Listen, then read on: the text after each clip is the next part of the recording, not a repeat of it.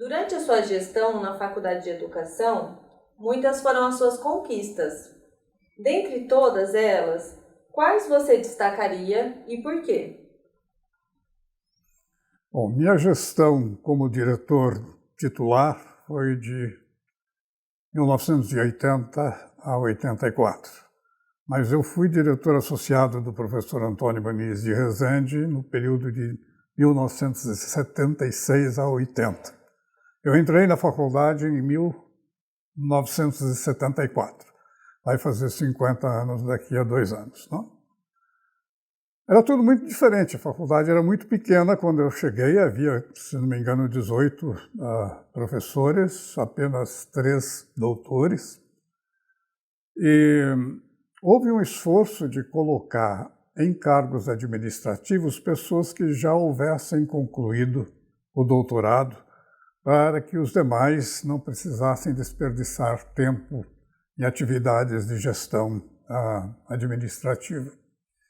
Então, foi por essa razão que eu vinha a ser indicado como diretor associado do professor Rezende, que era um dos outros que tinha doutorado completo, e, na sequência, fui eleito, né? Fui o primeiro diretor eleito na Faculdade de Educação, porque o professor Rezende certamente falará disso. Ele instituiu o Conselho Interdepartamental, o colegiado que veio a se tornar a congregação. Então, no final do mandato dele, ele promoveu o que era para ser uma consulta ao colegiado, e o meu nome foi indicado em primeiro lugar com unanimidade dos 19 votos, e eu acabei sendo escolhido diretor, tomei posse em abril de 1980. Falar de conquistas é meio complicado, né? Há coisas que me marcaram como pessoa, como professor, e são essas que eu vou destacar. Em primeiro lugar, eu diria, foi o fato, que não é mérito meu, é mérito do professor Rezende, de ter sido o primeiro diretor eleito. Isso teve que ser ratificado pela reitoria, mas a reitoria daquela época aceitou tranquilamente a indicação do então colegiado da Faculdade de Educação. Isso é um fato que muito me orgulha, porque os 2 diretores anteriores foram escolhidos unilateralmente pelo reitor da época, né? O segundo fato que me causa uma alegria lembrar foi que foi na minha gestão que foi consubstanciada, confirmada, concluída a contratação do professor Paulo Freire. O nome dele havia sido indicado no final da gestão do professor Rezende, mas ficou engavetado pela reitoria por um bom tempo. Foi só depois que eu assumi a direção, que com uma contribuição muito grande do professor Moacir Gadotti, que promoveu várias agitações na comunidade para forçar, ou tentar obrigar a reitoria a desengavetar o processo, e ele acabou sendo contratado. Então, foi na minha gestão que ele se tornou professor da Faculdade de Educação. O terceiro fato é mais complicado, né? Foi a crise de 1981. Eu estava no meu segundo ano de mandato, né, quando o governador era o Paulo Maluf, e o Conselho Estadual de Educação estava lotado de pessoas célebres, mas muito antigas e conservadoras no ambiente universitário. E eles resolveram dar um golpe. Não sei qual foi a participação de gente da própria Unicamp nessa questão, mas havia uma série de diretores que estavam no cargo por escolha da comunidade, por eleição em suas próprias unidades. 8, né? E esses 8, num dia de sábado, sem a gente esperar, foram exonerados do cargo de diretor por não serem professores titulares concursados. Éramos todos professores titulares dentro de um processo que a universidade havia instituído dado o fato que ela não estava ainda totalmente consolidada. Mas, naquele momento, argumentou-se que o Estatuto da Universidade, que era uma cópia do Estatuto da USP, exigia que fosse professor titular concursado. Então, fomos exonerados 8 diretores da noite para o dia num diário oficial de sábado. Isso gerou uma conturbação, porque, ato contínuo, eles nomearam 8 substitutos, gente de fora da Unicamp, porque não havia nenhum professor titular concursado na Unicamp. Então, veio gente da USP, veio gente da UFRJ, veio gente de outras universidades para ocupar os nossos cargos. Aqui na Faculdade de Educação veio um professor da odontologia, porque a odontologia, como existe bem antes da Unicamp, lá havia cargos de professor concursado. Então veio um professor da odontologia para ocupar o cargo na Faculdade de Educação e a comunidade não deixou que ele entrasse no prédio. Bloqueou a entrada, ele teve que voltar. Isso aconteceu em todas as unidades, os chamados interventores não entraram. E isso causou uma paralisação da universidade que foi de outubro de 1981 até abril de 1982, ou seja, a universidade ficou parada em greve durante, basicamente, 6 meses. E havia uma tese que foi endossada pela Unicamp e que foi endossada por muita gente, inclusive dentro da Faculdade de Educação, que não haveria solução jurídica para o problema. Por quê? Porque a universidade não estava institucionalizada, o estatuto dizia mesmo que tinha que ser professor titular e que, portanto, qualquer solução teria que ser uma solução negociada. Não poderia simplesmente se voltar ao status quo ante, a situação de antes.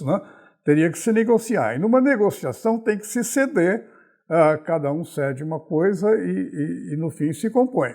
E o que a Unicamp e um grupo significativo de pessoas na universidade e até dentro da Faculdade de Educação propôs é que o que se cedesse fosse o nosso retorno ao cargo. Ou seja, abriram mão da reivindicação de nosso retorno em torno da solução da crise. Seriam nomeados novos interventores, supostamente democratas, e a crise se resolveria. Eu, na verdade, não concordei com isso. Meus 7 colegas diretores exonerados não quiseram entrar na justiça e eu entrei sozinho na justiça. Eu, com uma pessoa que era da Secretaria-Geral da Universidade, conhecia bem o estatuto, o regimento, a legislação. Nós sentamos em alguns fins de semana e eu elaborei um pedido de retorno ao cargo por ser ilegal a medida baixada pelo reitor em portaria. Curiosamente, isso foi em início de dezembro de 81. O juiz que pegou a causa foi sorteada. Em 2 dias deu uma liminar determinando a minha recondução ao cargo por ser um ato absolutamente ilegal, o que foi perpetrado pelo reitor. Então eu voltei. Daí os outros diretores se animaram também, e vários deles, não todos, vários deles entraram um pedido muito parecido com o meu e voltaram aos seus cargos. No entanto, a universidade reagiu, ela contratou o Alfredo Buzaide, que é um dos redatores do AI-5 no governo militar, para defendê-la nessas causas. E ele chegou aqui na universidade com uma escolta de 10 assistentes, etc., falou com o reitor e foi direto ao Fórum de Campinas pressionar os juízes a revogar as liminares. E todos os juízes que tinham dado a liminar revogaram, exceto o meu. O meu era um juiz jovem, Álvaro Erix Ferreira, faleceu, fiquei sabendo há algum tempo, faleceu novo, mas ele se recusou e apressou sua sentença e deu uma sentença de primeira instância determinando a recondução e criticando severamente a administração da universidade por esse ato. A universidade recorreu e o processo estava no Tribunal de Justiça em São Paulo. Eu tinha já recebido informação de que a Procuradoria tinha se pronunciado a favor da manutenção da sentença de primeira instância, quando foi chamada uma reunião de urgência do Conselho Diretor para escolher um novo reitor, porque o antigo estava com seu mandato por expirar. Isso foi feito numa correria. Eles mudaram todos os 6, então havia 6 representantes do governo do estado, todos foram mudados para botar gente que ia votar conforme estava combinado. E nessa eleição eu fui o único dos exonerados a participar porque eu estava com um liminar, né? Fiz todos os meus protestos, mas todos eles nenhum deles foi considerado. E foi escolhido primeiro na lista o professor José Aristodemo Pinotti, meu colega da Faculdade de Medicina, de quem depois eu me tornei amigo e trabalhei com ele em várias ocasiões. E em reunião com ele e os diretores exonerados foi solucionada a crise, nós voltamos para o cargo, foi tornada sem efeito a medida do reitor anterior, e uma série de coisas, né, que foram realizadas que tornaram aceitável essa proposta de uma solução negociada. Mas o que para mim representa uma conquista foi o fato de que ninguém acreditava numa solução jurídica e eu encarei sozinho, né, pagando com o meu dinheiro os custos de advogado. Entrei na justiça e ganhei. No dia seguinte a liminar, eu apareci na primeira página do Correio Popular e do Diário do Povo, né? Foi notícia célebre, porque a universidade estava parada sempre. Então, isso para mim, eu sei que eu me passei de 2 minutos só nessa questão, mas isso para mim talvez seja a maior conquista, a maior realização. Houve também uma série de coisas que são lembranças muito gratas. Eu fui escolhido, depois desse entreveiro todo, presidente da Comissão de Orçamento e Patrimônio do Conselho Diretor, que é hoje o Conselho Universitário. E essa comissão era realmente um abacaxi, porque nós tínhamos uma administração na época totalmente secretiva, né? Tudo era segredo, ninguém podia saber nada, e havia gastos volumosos com ônibus da Insatur. Naquela época, todo professor, funcionário e aluno tinha ônibus particular fretado para trazê-lo para a Unicamp, né? E nunca foi feita licitação para isso, né? Então, havia 60, 70 ônibus da Insatur que passavam o dia aqui na Unicamp para retornar de tarde. Então, e ninguém sabia exatamente os termos do contrato, quanto se pagava, né? Então, a primeira coisa que eu mexi foi nisso, deu um bafafá geral, né? Mas foi eventualmente descontinuado o contrato com a Insatur e eventualmente se terminou esse ônibus fretado para professores, funcionários e alunos, né?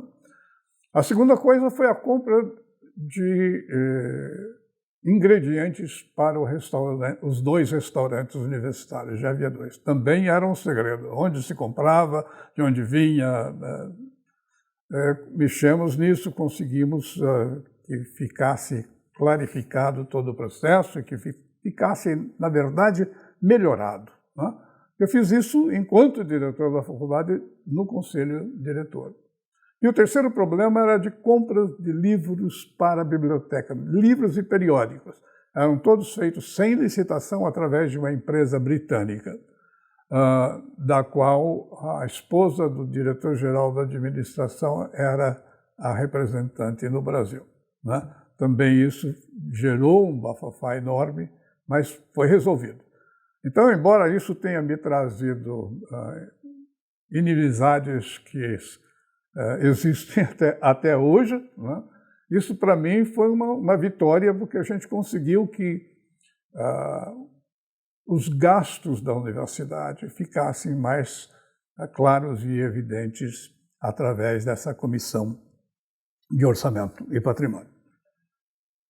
Outra coisa, e ela é basicamente a última, é a introdução da questão da informática na educação, né? A Faculdade de Educação era muito refratária ao uso de tecnologia na educação.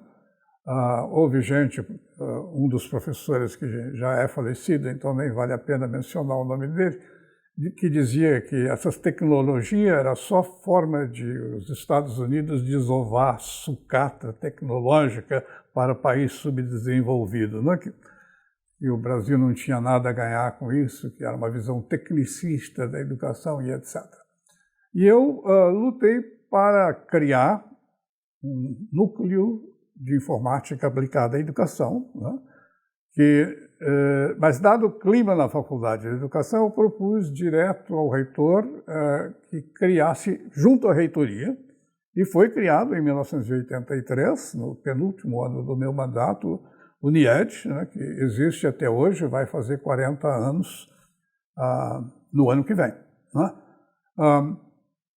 Batalhei também para que, quando foi aberta a licitação para o projeto Educom, Educação e Computadores, pelo MEC, FINEP, CNPq, etc., a universidade apresentasse uma proposta, né? Reuni vários professores, elaboramos uma proposta e fomos uma das 5 universidades selecionadas para verbas significativas para implantar projetos de uso do computador na rede pública, né? Nós escolhemos 3 escolas, uma em Sousas, uma no centro de Campinas e uma em Americana. Então, essa foi uma iniciativa pela qual eu batalhei, né? E tem resultados que estão aí até hoje. O NIED continua firme, fazendo um trabalho bastante significativo. Professor, dentre os maiores desafios enfrentados na sua gestão, quais os principais aprendizados que gostaria de deixar registrado para as próximas gerações de diretores da Faculdade de Educação da Unicamp? Eu acredito que o maior desafio tenha sido o fato de que, primeiro, eu era relativamente novo, né? Eu tinha 33 anos quando me tornei diretor associado e 37 quando me tornei diretor. E nunca tinha exercido função ou cargo administrativo em nenhum lugar antes. Então, era simplesmente professor e fui chamado a exercer um cargo administrativo importante, até certo ponto complicado, para o qual eu não tinha nenhuma experiência e nenhuma formação. Então, esse foi, eu acho, o melhor desafio. Em retrospectiva, eu olhando, faria muitas coisas diferentes. Eu creio que no início era relativamente ingênuo a respeito das lutas políticas que se travam nos bastidores. O fato de eu ter assumido a direção com um voto unânime do colegiado me fez ficar com a impressão de que eu teria o apoio da comunidade sem maiores problemas, né? Porque eu estava representando aquela comunidade. Mas não, nas primeiras dificuldades, a comunidade já se mostrou rachada, alguns apoiando, alguns criticando, às vezes até fortemente. E eu, no início, não estava preparado por isso, mas eu aprendi rápido. Então, acho que o maior aprendizado meu foi de que a gente não pode contar com apoios que imagina ter, né, porque eles colaboraram para a sua escolha, em que quase qualquer problema que surja vai haver 2 ou 3 ou 4 facções, e elas vão brigar entre si, vão pressionar você para assumir uma posição coerente com a delas e assim por diante. Então, eu passei 4 anos de grande aprendizado meu, mas não foi um aprendizado fácil nem agradável. Por isso, havia uma pergunta sobre se eu tenho saudade. Não tenho nenhuma. Não é? Quando eu saí da direção em 1984, eu me senti aliviado por estar livre daquela incumbência. Professor, qual o seu conselho para os próximos docentes que se tornarem diretores da Faculdade de Educação da Unicamp? Eu, por natureza, não sou de dar conselho, né? Não gosto de dar nem de receber. E acho que, nesse caso em particular, é muito difícil, porque eu vivi a direção da faculdade numa época muito diferente. Né? A faculdade era pequena, o ambiente ainda era muito autoritário, as pessoas que representavam facções politicamente mais radicais estavam no armário, né? Elas não se declaravam, então a gente nunca sabia se a pessoa era dessa ou daquela linha, ou dessa ou daquela posição política. Então, dar conselho a partir daquele contexto, para um contexto como o nosso, que é totalmente diferente, né? Totalmente diferente, eu acho temerário. Né? Além do que, as pessoas são muito diferentes umas das outras. Uns encaram o cargo de uma maneira, outros encaram de outra. Uns têm compromissos políticos por detrás que se veem obrigados a cumprir, né? Outros não têm, entram assim com a cara e a coragem, né? Então, acho que não deixo conselho nenhum. Só faço um aviso de que é um cargo difícil de exercer. Né? Difícil, e principalmente quando ele é assumido por um professor que não tem prévia experiência no exercício de cargos de gestão e administração em outras instituições. Professor, de todos os momentos da sua gestão, o que te dá mais saudade? A hora que eu saí. Resuma, se possível, em uma palavra, o que é ser diretor da Faculdade de Educação da Unicamp? Não existe uma definição única. Eu acho que cada um imprime à sua gestão uma característica própria, né? E aqueles cuja gestão eu presenciei, o professor Montezuma, professor Rezende, a minha própria, do Pedro em seguida, todos tiveram estilos de gestão muito diferentes e não vejo como conseguir achar a essência da coisa. Professor, existe algum projeto que o senhor não conseguiu realizar durante a sua gestão que gostaria que os próximos gestores pudessem realizar? Bom, acho que houve alguns projetos que eu não consegui realizar, mas gestores subsequentes realizaram. Por exemplo, quando eu era diretor, a gente ocupava um espaço emprestado no ciclo básico, que era muito inadequado, era um lugar onde todo mundo fazia assembleia, barulhento, os ônibus paravam em frente ao prédio. Então, o processo de ter uma sede própria, um prédio próprio, era um ideal, mas não saiu na minha época, veio sair na época do professor Pedro, que foi meu associado, né, e depois foi o diretor titular. Professor, a gente agradece muito a sua participação aqui, a gente agradece a sua gestão e a sua contribuição na Faculdade de Educação. Muito obrigada. Eu agradeço a possibilidade de dar essa entrevista. Obrigado.